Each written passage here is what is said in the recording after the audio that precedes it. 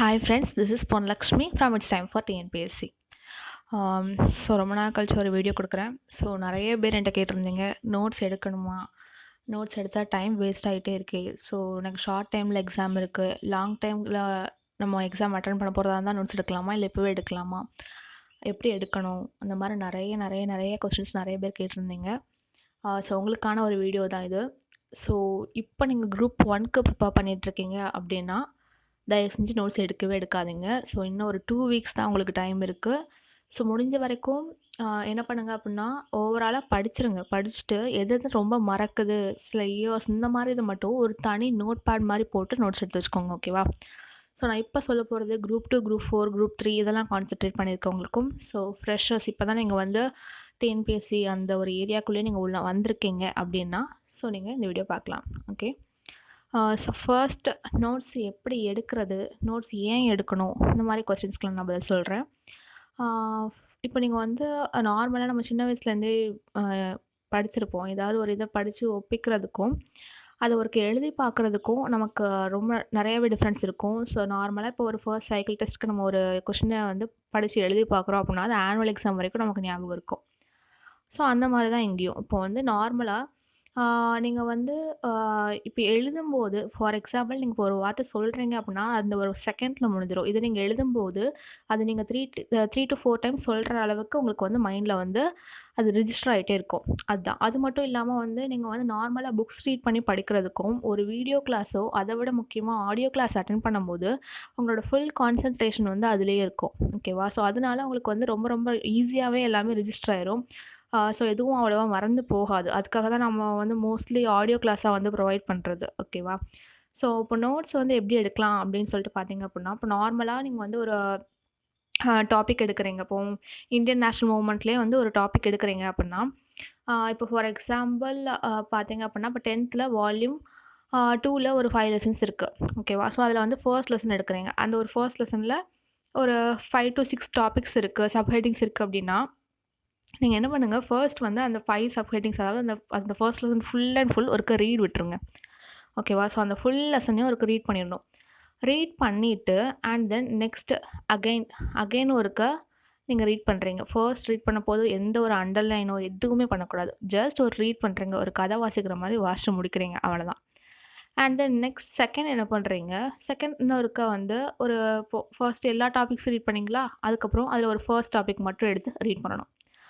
Read பண்ணும்போது உங்களுக்கு எது எதெல்லாம் இம்பார்ட்டண்ட்டாக தோணுது, ஸோ இதை வச்சு நீ கொஸ்டின் ரைஸ் பண்ண முடியும் அப்படின்னு நினைக்கிறியோ அதை மட்டும் நீங்கள் வந்து என்ன பண்ணுங்கள் அப்படின்னா ஒரு பென்னை வச்சு அண்டர்லைன் பண்ணிக்கோங்க. ஓகேவா? ஸோ ஒரு பிரைட் கலர் பென்னை வச்சு அண்டர்லைன் பண்ணிக்கோங்க. ஸோ இந்த மாதிரி நீங்கள் பண்ணுங்கள். இதுவே நீங்கள் எப்போ அப்படின்னா மார்னிங் வந்து நீங்கள் உங்கள் ஃபுல் லெசன் ரீட் பண்ணுறீங்க அப்படின்னா ஃபார் ஃபுல் டைம் ப்ரிப்பேர் பண்ணுறவங்களுக்கு நான் சொல்கிறேன். மார்னிங் ஃபுல்லாக வந்து ரீட் பண்ணுறீங்க அப்படின்னா ஒரு ஆஃப்டர்நூன் போல் இந்த மாதிரி செகண்ட் ரீட் விடுங்க. ஓகேவா? ஸோ உடனே ரீட் பண்ணுறத விட இன்னும் கொஞ்சம் பெஸ்ட்டாக இருக்கும். ஸோ செகண்ட் ரீட் விட்டுட்டு அதுக்கடுத்து நீங்கள் வந்து எதெல்லாம் இம்பார்ட்டன்ட் பாயிண்ட்டோ அதெல்லாம் நீங்கள் அண்டர்லைன் பண்ணி வச்சுக்கோங்க. ஸோ நீங்கள் திரும்ப படிக்கிறப்போ இந்த இது ஃபுல் அண்ட் ஃபுல் நீங்கள் வந்து படிக்கக்கூடாது. எதெல்லாம் அண்டர்லைன் பண்ணி வச்சுருக்கீங்களோ அதை மட்டும் படிக்கிறீங்க. அதை மட்டும் படித்து அதில் எதெல்லாம் உங்களுக்கு மறக்குதோ அதை மட்டும் ஒரு ஹைலைட்டர் வச்சு ஹைலைட் பண்ணி வச்சுக்கோங்க. ஓகேவா? ஸோ இப்போ நீங்கள் இந்த ஹைலைட் பண்ணி வச்சுருக்கீங்க பார்த்தீங்களா, இதை தான் நீங்கள் நோட்ஸாக எடுக்கணும். ஓகேவா? ஸோ இப்போ நீங்கள் நார்மலாக வந்து எல்லாத்தையும் வளவளன்னு எழுதிருந்தீங்கன்னா பின்னாடி ரிவிஷன் அப்போ உங்களுக்கு வந்து கண்டிப்பாக வந்து நீங்கள் அது புக்கே நீங்கள் படிச்சிடலாம், அந்த மாதிரி தான் இருக்கும். ஸோ உங்களுக்கு எது எது மறக்குதோ அதை தான் நீங்கள் நோட்ஸாக எடுக்க போகிறீங்க. அதுக்கு தான் இந்த செகண்ட் டைம் ரீடுங்கிறது ரொம்ப முக்கியமானது. ஓகேவா? ஸோ கண்டிப்பாக செகண்ட் டைம் ரீட் விடணும். அதுலேயே உங்களுக்கு வந்து அதோட ஸ்டோரி வந்து தரவாயிரும். அண்ட் தென் நீங்கள் அதுக்கப்புறம் அதுலேருந்து அண்டர்லைன் பண்ணுறீங்க. அண்டர்லைன் பண்ணதுலேருந்து நீங்கள் ஹைலைட் பண்ணுறீங்க. அந்த ஹைலைட் பண்ணதை நோட்ஸாக எடுத்துக்கிறீங்க. ஓகேவா? ஸோ இதோட உங்கள் நோட்ஸ் முடிஞ்சுறது இல்லை. ஓகேவா? இப்போ ஒரு A4 ஷீட்டோ ஒரு நோட்லேயோ நீங்கள் எழுதுறீங்க அப்படின்னா கொஷின் அப்படியே பக்கத்தில் எல்லாத்தையும் எழுதி வச்சுக்கூடாது. கொஞ்சம் ஃப்ரீயாக விட்டு வச்சுக்கணும். ஓகேவா? ஸோ நீங்கள் இந்த நோட்ஸ் எடுக்கிறீங்க. நோட்ஸ் எடுத்து முடிச்சதுக்கப்புறமாட்ட என்ன பண்ணுறீங்க அப்படின்னா அந்த டாப்பிக்கில் ப்ரீவியஸ் இயர் கொஸ்டின்ஸ் வந்து என்னெல்லாம் கேட்டிருக்காங்க அப்படின்னு சொல்லிட்டு ஒரு அனலைஸ் பண்ணுறீங்க. அதில் உங்களுக்கு தெரியாத கொஸ்டினா இல்லை புதுசாக ஏதோ ஒரு இன்ஃபர்மேஷன் கிடைக்கும், அதையும் அது கூடயே போய் நோட்ஸ் எடுத்து வச்சுக்கிறீங்க. ஓகேவா? ஸோ நீங்கள் இப்போ கடைசி ரிவிஷன் வரப்போ நீங்கள் எதையுமே தேடி போக தேவையில்ல, உங்கள் நோட்ஸே ஒரு பெரிய பல்காட்டு உங்களுக்கு கிடச்சிரும். ஓகேவா? ஸோ இதுதான் வந்து நோட்ஸ் எப்படி எடுக்கணும் அப்படிங்கிறது ஓகேவா? ஸோ நார்மலா நீங்க இந்த மாரி நோட்ஸ் எடுத்து பழகுங்க. ரொம்ப ரொம்ப ஈஸியா இருக்கும். ஸோ ஒரு ஃபர்ஸ்ட்டு 2, 3 டேஸ் வந்து உங்களுக்கு ஐயோ! ரொம்ப டைம் வேஸ்ட் ஆகுது. இது என்ன இப்படி போய்க்கிட்டுருக்கு. நம்ம என்னைக்கு முடிக்கிறது, போர்ஷன கவர் பண்றது அந்த மாரிலாம் இருக்கும். பட் அதுக்கப்புறம் உங்களுக்கு வந்து நோட்ஸ் எடுக்கிறதுனால உள்ள பெனிஃபிட் வந்து உங்களுக்கு பின்னாடி தான் தெரியும்.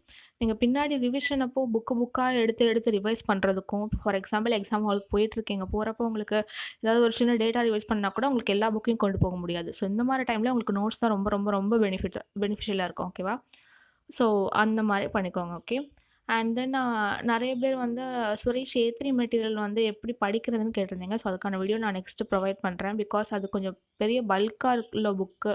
ஸோ அத எப்படி படிக்கணும் அப்படின்ட்டு எல்லாருக்குமே டவுட் வரதான் செய்யும். ஸோ நெக்ஸ்ட் பார்க்கலாம். ஓகேவா? ஸோ நம்மளோட சேனல்ல வந்து நெக்ஸ்ட் வந்து டெஸ்ட் பேட்ச் வந்து ப்ரொவைட் பண்ணுவோம். மோஸ்ட்லி ஜான்வரிலேருந்து ஸ்டார்ட் ஆகலாம். ஸோ யாரெல்லாம் வந்து நீங்க வந்து ஜாயின் பண்ணணும்னு விரும்புறவங்க, கீழ கமெண்ட் பண்ணுங்க. உங்களோட ரெஸ்பான்ஸ் வச்சு தான் நான் வந்து நெக்ஸ்ட்டு வந்து பேட்ச் வந்து ஸ்டார்ட் பண்ணுவேன்.